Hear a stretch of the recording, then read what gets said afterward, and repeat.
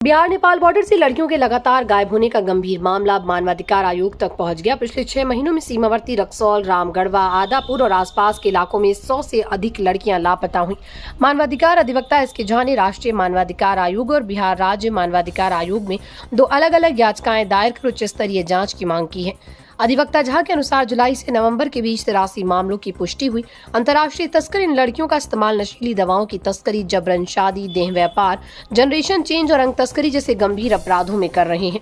कुछ लड़कियों को चीन, ब्राजील, सऊदी अरब और गल्फ देशों तक बेचने का भी खुलासा हुआ।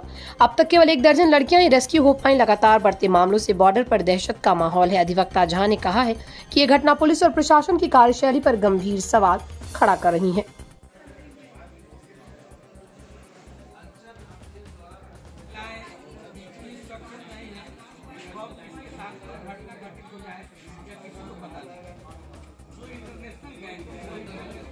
देखिए, मामला यह है कि उत्तर बिहार के डिस्ट्रिक्ट है ईस्ट चंपारण। उस ईस्ट चंपारण से का बॉर्डर लगता है नेपाल से। तो नेपाल से सटे हुए जितने भी एरिया हैं, उस एरिया में यह देखा गया है कि पिछले 6 माह में लगभग 100 से भी अधिक संख्या में लड़की, महिलाएं गायब हो गई है।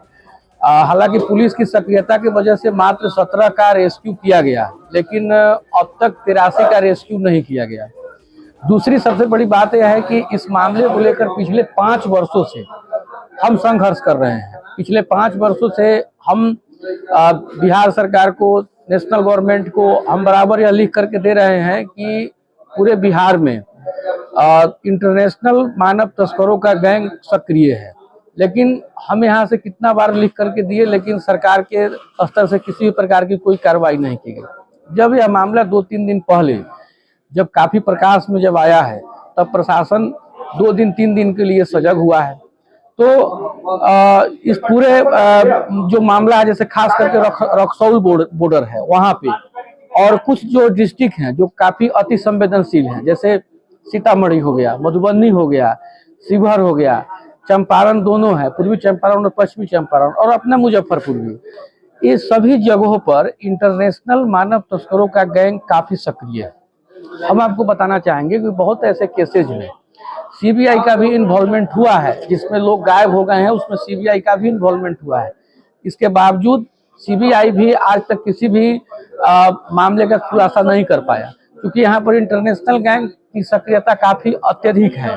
तो इस मामले को लेकर के हमने राष्ट्रीय मानवाधिकार आयोग नई दिल्ली और राज्य मानवाधिकार आयोग पटना के समक्ष हमने 2 पिटीशन दाखिल किया है, और जिसमें हमने यह डिमांड किया है कि आयोग स्तर से अवकाश प्राप्त के जज के निगरानी में इस पूरे मामले की जांच हो, और इसमें भारत सरकार की जो खुफिया तंत्र है, वह तंत्र यहाँ पर काम करे, क्योंकि बिहार पुलिस से यह काम होने वाला नहीं है, क्योंकि यहाँ पर इंटरनेशनल स्तर का गैंग लोग बैठा हुआ है, और यह बिहार स्तर के बस की बात नहीं है। आज हम कल आवाज उठा रहे हैं, हो सकता है कि उस गैंग के रडार पर हम रहेंगे, तो कल होकर के हमारे साथ कोई तरह का क्षति कर सकता है। तो इसमें भारत सरकार का इन्वॉल्वमेंट होना बहुत ही जरूरी है, क्योंकि यह बिहार का, अब जैसे किशनगंज है, कटिहार है, इस सब जगहों पर आप देखिएगा कि लगभग 500 की संख्या से अधिक है जो तस्कर लोग रात दिन इसी चीज पर काम करते हैं।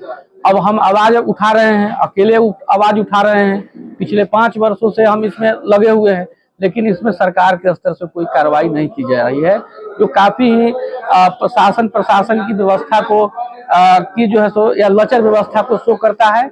इसी बात को लेकर के हम मानवाधिकार आयोग में गए हैं, और हमें उम्मीद है कि आने वाले 1 सप्ताह में राष्ट्रीय मानवाधिकार और राज्य मानवाधिकार अपने स्तर से इस मामले की तहकीकात करना शुरू कर देगी, क्योंकि आयोग के सभी पदाधिकारियों को हमने सूचित भी कर दिया है पर्सनली कि यहाँ पर बहुत ही ज्यादा जो है सक्रियता बढ़ गई है गैंग की। तो हमें उम्मीद है कि नेक्स्ट वीक तक इसमें बिहार सरकार को जवाब तलब होना ही होना है।